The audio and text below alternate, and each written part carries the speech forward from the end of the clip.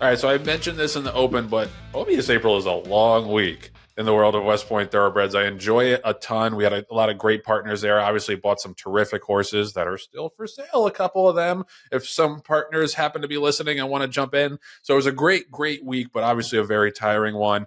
We want to bring you behind the scenes of what exactly goes into buying 2-year-olds at the Ocala Breeders sale show, April sale, or any sale, including the Fasig Tipton Mid-Atlantic sale, which is just around the corner. Going to be some big fireworks there, I'm sure.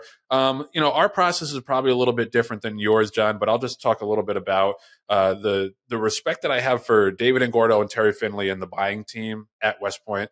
They watch every single breeze. They have people there on the grounds weeks in advance watching the breezes, doing the biometric data gathering, doing the stride length data gathering, starting to do vet work. And by the time the horses actually go through the ring, they have a beat, I feel like, on every single horse. And that's not easy with 1,200 horses at that sale. So, I always tell the partners that, like, listen, there's no guarantees that you're going to find a great horse. This is still racing and still, to a certain extent, a crapshoot.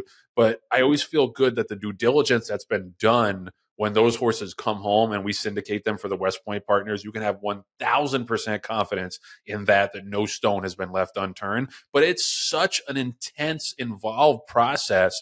John, I'm curious, like, you guys, I say this with all sincerity, like, I feel like you guys have punched above your weight for a long time, not just, not in terms of the dollar amount, because you guys will spend a good amount, but just in terms of the amount of horses that you buy. I feel like you guys are in big races pretty much disproportionate to that. So you must have a little bit of a secret sauce or a little bit of a formula or a little bit of a protocol and procedure that you guys really like and really stick to. Yeah, no, I appreciate you saying that, Joe. That's really a great compliment. I mean, the easy answer, without going into too much detail, is we just watch to see what Terry and David do, and then we try to outbid them. That's a lot easier.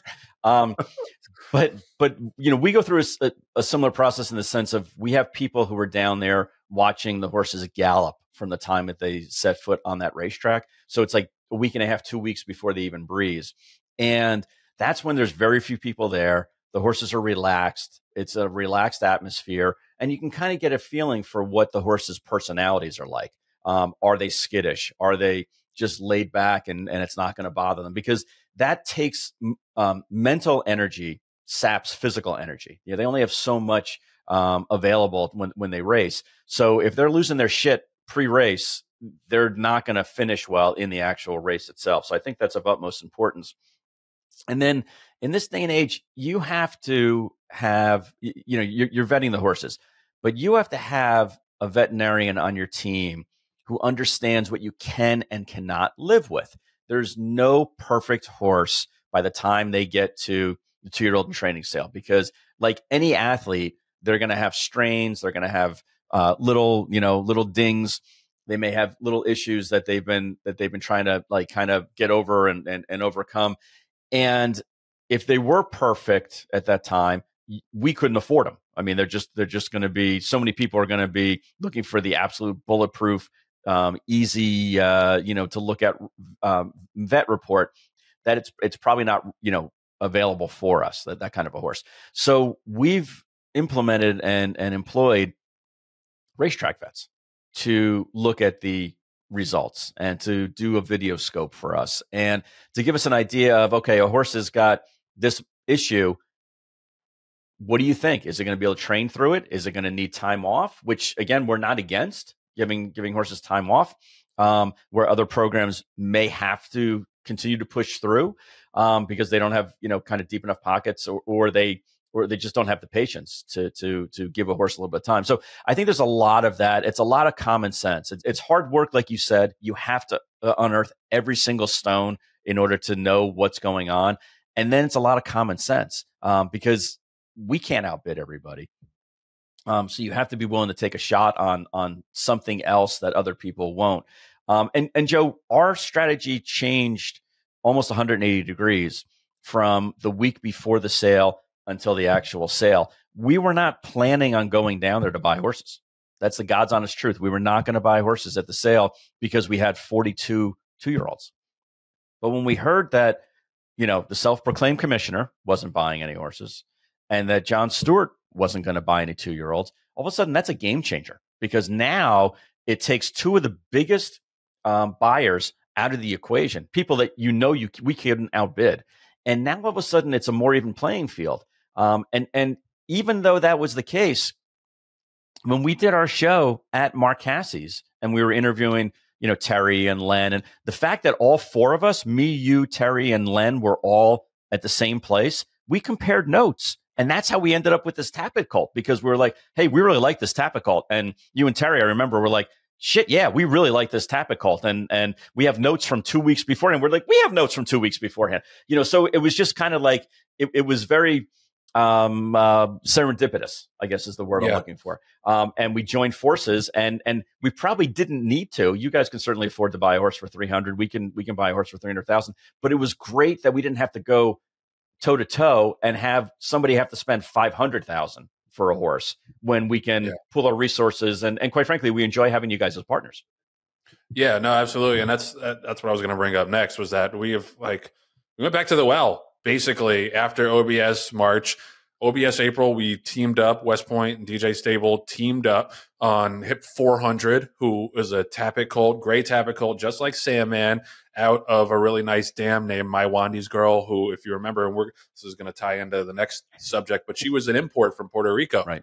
And from Mike Hushin, who was multiple graded stakes winning mare. And she was really nice. And, like you said, we weren't expecting him to go for 300,000. Sandman was 1.2 million. Like, obviously, his family was a little bit stronger, but I didn't think that there would be that big of a gap between Sandman and this horse, because this horse actually breezed, went 21 flat, had a pretty nice, powerful, long stride. So I just think sometimes, I think what happens in certain cases is people want a horse that's ready to race right now.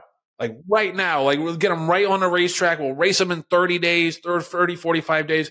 I don't think that's the case with him. I think he's going to take a little bit of time and just to grow up and mature a little bit, as you do see the Tappets sometimes need to. Sandman obviously is further along because he's already breezed 4 times, as we saw on last week's show. Right. But yeah, you just see, like, in the sale, if every box is checked, as they say, the horse will go for 1.9 million, like the Tis the Law filly did. Right. But if there's one little thing, the horse needs a little bit more conditioning or this and that, like, you can get a real steal. And yeah, John, what was your impression of that horse, and why we only got him for quote, in quotes here, only $300,000? Yeah, I think it's what you said. He's going to need a little bit more time than other horses. And when I say a little bit more time, I mean he's probably going to race in the fall. It's not like he's going to be an April 3-year-old that we're really concerned about.